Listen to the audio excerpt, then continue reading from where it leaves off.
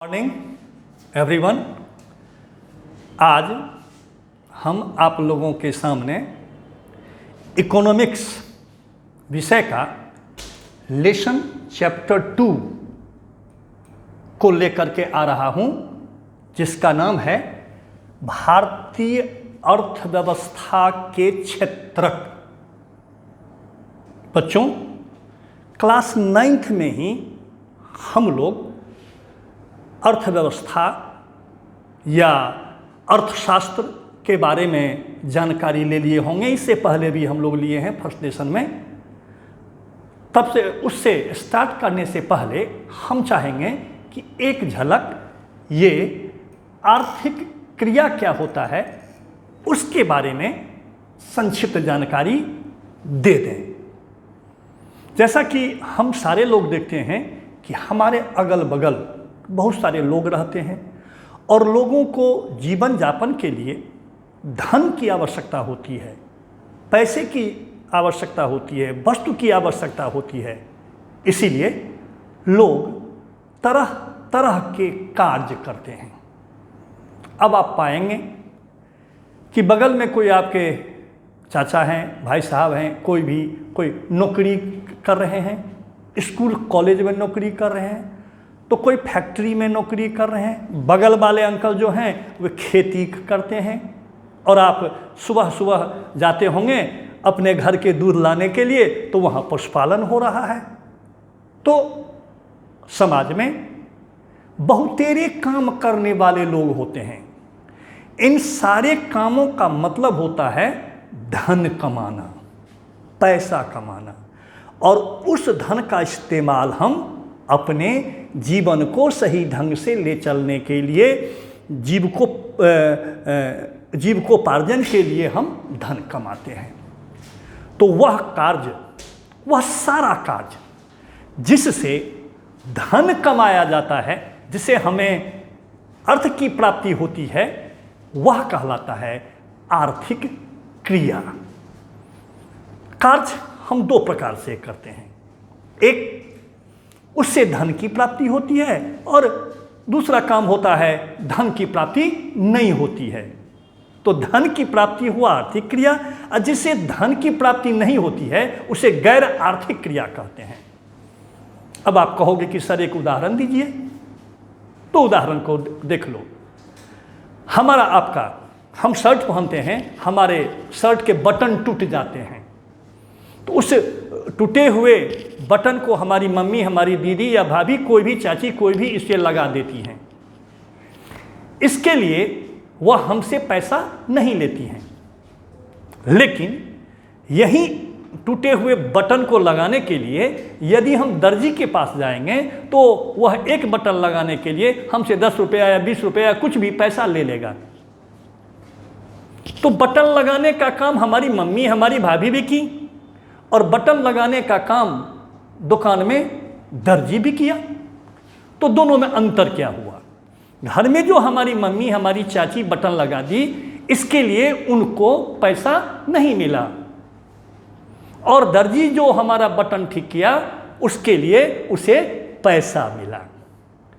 तो वह कार्य, एक ही कार्य जिसके लिए पैसा मिलता है, वह हो गया आर्थिक क्रिया, और वहीं का जिसके लिए पैसा नहीं मिलता है वही हुआ गैर आर्थिक क्रिया। तो आर्थिक क्रिया जो होता है, जिसका मुख्य मकसद होता है धन की प्राप्ति, वह क्यों मकसद क्यों? तो जीविकोपार्जन के लिए, जीवन यापन के लिए। तो हमारे समाज में देखेंगे कि हम बहुत सैकड़ों प्रकार के कार्य करते हैं, एक काम नहीं होता है। जब देखोगे तो कोई दुकान करता है, कोई रिक्शा चलाता है, कोई फैक्ट्री में काम करता है, कोई हवा जहाज चलाता है। तो यदि गिनोगे तो हम गिन नहीं सकते हैं।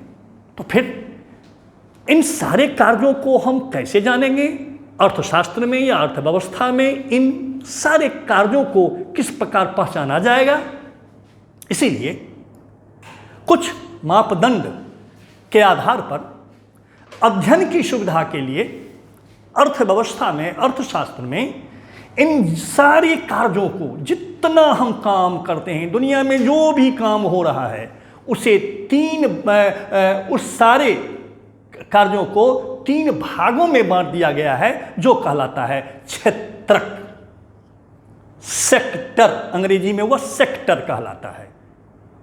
आपसे यदि कोई पूछेगा कि क्षेत्रक क्या है, तो जितना आर्थिक क्रिया है, समाज में होने वाले सारे आर्थिक क्रिया को अध्ययन की सुविधा के लिए 3 भागों में बांटा गया है, वर्गीकृत किया गया है, क्लासिफाई किया गया है। वहीं जो वर्गीकरण होता है वही कहलाता है सेक्टर या क्षेत्रक। चलें आगे। मेरा मानना है कि आप क्षेत्रक समझ गए होंगे। अब हम आगे बढ़ते हैं। यह क्षेत्रक जो होता है वह 3 प्रकार का होता है। जैसा कि मैं कहा, अध्ययन की सुविधा के लिए इसे बांटा जाता है, तो 3 वर्गीकरण है उसका। पहला है प्राथमिक क्षेत्रक, दूसरा है द्वितीयक क्षेत्रक और तीसरा है तृतीयक क्षेत्रक। तो ये प्राथमिक क्षेत्रक क्या हुआ? तो प्राथमिक क्षेत्रक के लिए हम सीधा सा बात समझ लें, प्रकृति में जितने सारे संसाधन हैं, उन सारे संसाधनों का जो भी संसाधन है और प्राकृतिक जो हमें प्रत्यक्षतः दे रहा है, उस प्राकृतिक संसाधनों का प्रत्यक्षतः प्रयोग हम अपने धनोपार्जन के लिए, हम अपने जीविकोपार्जन के लिए करते हैं। तो इस तरह के जितने सारे कार्य हैं वे सारे के सारे कार्य कहलाते हैं, वे आएंगे प्राथमिक क्षेत्रक में। कौन सेक्टर? प्राथमिक सेक्टर। एक बार फिर, प्रकृति जो हमें संसाधन देता है, उन सारे संसाधनों का इस्तेमाल हम लोग करते हैं। तो प्रकृति प्रदत्त संसाधनों के इस्तेमाल में तरह तरह के कार्य में लोग लगे हुए हैं। तो इस प्रकार के जो प्राकृतिक संसाधनों के दोहन या उसका उपयोग में कार्य करने वाली क्रियाएं हैं, वहीं आती हैं आपको किसमें? प्राथमिक क्षेत्रक में। अब देख लो, कृषि, खेती, हम डायरेक्ट मिट्टी का प्रयोग करते हैं, हम डायरेक्ट पानी का प्रयोग करते हैं, जलवायु का प्रयोग करते हैं, वह प्राथमिक क्षेत्रक में आता है। पशुपालन, पशुओं को हम पालते हैं, गाय भैंस इत्यादि, वह डायरेक्ट हम उसके पालन पोषण में प्रकृति के चीज़ों का इस्तेमाल करते हैं।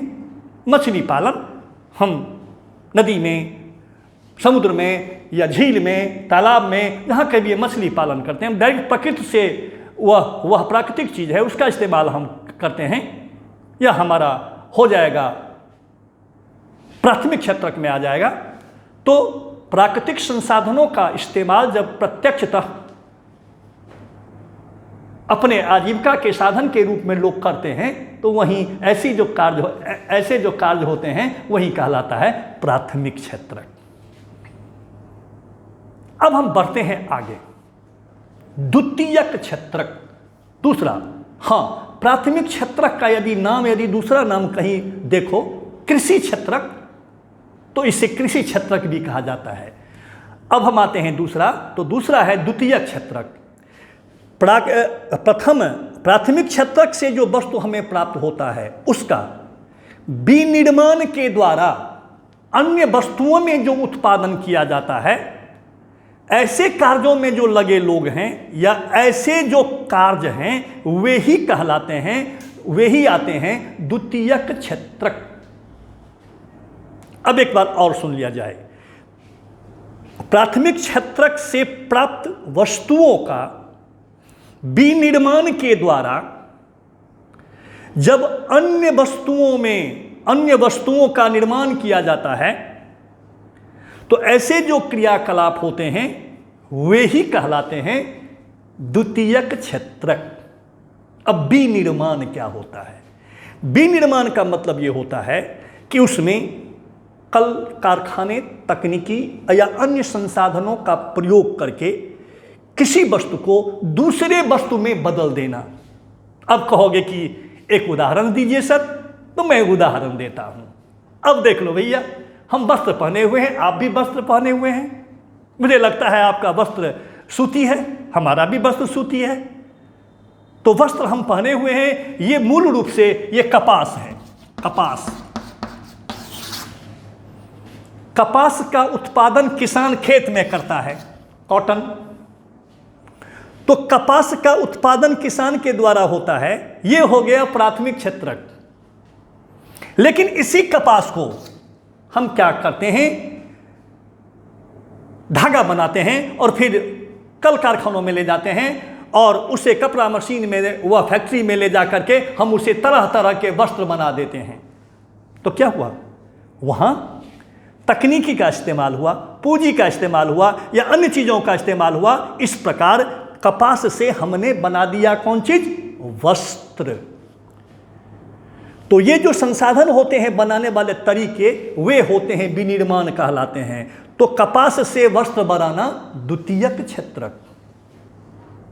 अब देखोगे तुम लोग बिस्कुट खाते हो, प्रायः डेली खाते होगे या कभी कभी खाते होगे। तो ये बिस्कुट कैसे बनता है, ये बिस्कुट बनता है कि गेहूं से, गेहूं को पीसते हैं, आटा होता है और फिर उसे कारखाने में ले जाते हैं, तरह तरह के फ्लेवर, तरह तरह के ये मीठापन इत्यादि डाल करके एक भिन्न भिन्न बिस्कुट का निर्माण किया जाता है।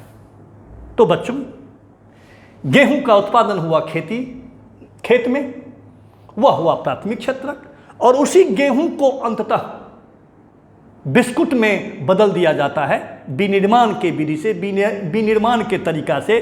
तो वह हुआ द्वितीयक क्षेत्रक। चूंकि इसमें वस्तुओं का उत्पादन होता है, एक वस्तु से दूसरे वस्तु में बदला जाता है, कल कारखानों का इस्तेमाल होता है, तकनीक पूंजी का निर्माण होता है, कौशल का निर्माण होता है, इसीलिए द्वितीयक क्षेत्रक का एक दूसरा नाम भी है औद्योगिक क्षेत्रक, इंडस्ट्रियल सेक्टर। पहला हो गया प्राथमिक क्षेत्रक, दूसरा हो गया द्वितीयक क्षेत्रक, अब तीसरा कहलाता है तृतीयक क्षेत्रक। अब ये तृतीयक क्षेत्रक क्या होता है, तो इसे ऐसे समझो, प्राथमिक और द्वितीयक क्षेत्रक में लगे लोगों को उनके कार्यों में सहायता प्रदान करने के लिए तरह तरह की मदद की आवश्यकता होती है, और ये तरह तरह के जो मदद उपलब्ध कराते हैं वही कहलाते हैं सेवा क्षेत्रक, अर्थात तृतीयक क्षेत्रक। एक बार फिर से, प्राथमिक और द्वितीयक क्षेत्रक में लगे लोगों को उसके कामों को आसान बनाने के लिए, उनकी गुणवत्ता या उत्पादक को बढ़ाने के लिए तरह तरह की सहायता की जरूरत होती है। वह जो सहायता प्रदान करने वाला कार्य होता है वही कहलाता है तृतीयक क्षेत्रक। चूंकि इसमें तरह तरह के फायदे तरह तरह के सहायता प्रदान किए जाते हैं, इसीलिए बच्चों इसका दूसरा नाम भी है जो कहलाता है सेवा क्षेत्रक, सर्विस सेक्टर। कौन सेक्टर? सेवा क्षेत्रक। तो अब कहोगे इसे और स्पष्ट कीजिए, ये सेवा क्षेत्रक क्या होता है। उदाहरण में देता हूं, एक एक करके देता हूं, प्राथमिक और द्वितीयक क्षेत्रक के कार्यों को कैसे यह सहयोग देता है। पहला प्राथमिक क्षेत्रक को देखो। अब प्राथमिक क्षेत्रक में किसान आते हैं, खेती करते हैं। एक उदाहरण, अब यदि कोई किसान फसल उपजाता है तो उसका अंतिम चरम ध्येय क्या है? लाभ प्राप्त करना, फसल को बेचना, धन कमाना और उस धन का इस्तेमाल अपने परिवार के लिए करना। तो उस धन को बाजार तक, उस अनाज को बाजार तक कैसे ले जाएगा?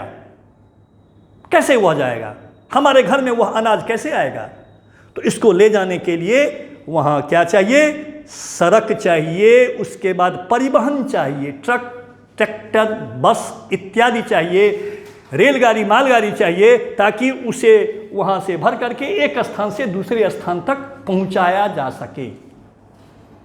यदि यह पहुँचाने वाला साधन नहीं होगा तो अनाज तो उसके खेत में ही रहेगा, ग्राहक तक यह पहुँच ही नहीं सकता, उपभोक्ता तक यह पहुँच ही नहीं सकता। ऐसी परिस्थिति में परिवहन, यातायात और परिवहन के जो साधन हैं वह किसानों को सहायता करता है। किस काम में? उसके सामानों को उनके यहाँ से उठा करके लेकर के मार्केट तक या उपभोक्ता तक पहुँचाने के क्रम में तो वह सहायता किया। किसको? किसानों को। वह किसान मतलब प्राथमिक क्षेत्रक। अब देखो, यह अनाज यदि चला जाता है वहाँ, यदि बाजार में चला गया, लेकिन बाजार में उसे रखेगा कहाँ? एक जगह स्टोर चाहिए, गोदाम चाहिए। तो ये तरह तरह के देखोगे, छोटा गोदाम, बड़ा गोदाम, आजकल स्टोरेज होता है। तो वहाँ गोदाम बनाने वाले गोदाम बना करके उस अनाज को स्टोर करके किसान को सहायता पहुँचाया जाता है, ताकि उसके अनाज का सही मूल्य मिल सके और सही स्थिति में वह जा सके। इसीलिए गोदाम बनाना वह क्या हो गया? सेवा क्षेत्र का गया, किसानों को मदद करने वाला हो गया। आपको कृषि में पूंजी की आवश्यकता होती है, धन कहाँ से आएगा? तो धन के लिए सरकार उसे धन देती है, ऋण देती है। तो किसानों को ऋण कहाँ से आएगा? कैसे आएगा ऋण? पैसा मान लो भारत सरकार या बिहार सरकार कोई भी पैसा नियम बना दिया, लेकिन कैसे यूं ही चलाएगा? उसको सिस्टम चाहिए, तरीका चाहिए। तो इस सिस्टम को किसानों तक, उस योजना को लाभ देने के लिए, धन पहुंचाने के लिए उसे एक सिस्टम चाहिए। इसीलिए बैंक की स्थापना हुआ है, बैंकिंग सिस्टम। आप देखते हैं सरकार एक बार कोई नियम बनाती है, जितना पैसा होता है किसानों के खाते में चला आता है। तो वह किसके कारण संभव हुआ? बैंकिंग सेवा के कारण। तो यह बैंकिंग सेवा या गोदाम या परिवहन के साधन सेवा क्षेत्रक हैं, क्योंकि ये प्राथमिक क्षेत्र को सहायता करते हैं। ठीक इसी प्रकार द्वितीयक क्षेत्र को भी इसी तरह की सहायता की आवश्यकता होती है। वहाँ भी परिवहन की, वहाँ भी यातायात की, वहाँ भी बैंकिंग की, इत्यादि चीज़ों की आवश्यकता होती है। तो द्वितीयक क्षेत्रक को भी जो सेवा प्रदान करता है वही कहलाया सेवा क्षेत्रक। तो प्राथमिक और द्वितीयक क्षेत्र को सेवा प्रदान करने वाला जो कार्य होता है वही कहलाता है तृतीयक क्षेत्रक। तो चूंकि यह सेवा प्रदान करता है, इसीलिए यह कहलाता है सेवा क्षेत्रक। बच्चों, तीनों क्षेत्र का अपना महत्व है। हम आगे चल करके तीनों क्षेत्रकों के महत्व को और भी कोऑर्डिनेट करेंगे, समन्वय स्थापित करेंगे भिन्न भिन्न तरह से आगे के चैप्टर में। आज हम यहीं ख़त्म करना चाहेंगे वीडियो। ख़त्म करने से पहले हम चाहेंगे कि एक बार हम मूल्यांकन कर लें, रिवीजन कर लें। वह क्या है? तो आज का टॉपिक था अर्थव्यवस्था के क्षेत्र।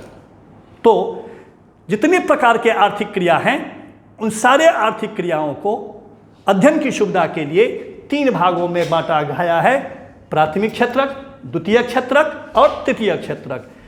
प्राकृतिक संसाधनों का जो इस्तेमाल करता है डायरेक्ट, ऐसे कार्य में जो लगे लोग होते हैं वे कहलाते हैं, ऐसे कार्य कहलाते हैं प्राथमिक क्षेत्रक। इसका दूसरा नाम कृषि क्षेत्रक भी है। प्राथमिक और द्वितीयक क्षेत्रक को ये प्राथमिक क्षेत्रक से प्राप्त वस्तु का इस्तेमाल विनिर्माण के द्वारा जब नए वस्तुओं को बनाने में किया जाता है, ऐसे कार्यों को कहा जाता है द्वितीयक क्षेत्रक। और प्राथमिक और द्वितीयक क्षेत्रक के कार्यों को बढ़ाने के लिए जो भिन्न भिन्न सेवा प्रदान की जाती है वही कहलाता है तृतीयक क्षेत्रक, अर्थात सेवा क्षेत्रक। आज हम यहीं ख़त्म करेंगे। अगले घंटे में हम लोग फिर अगली बात करेंगे। धन्यवाद।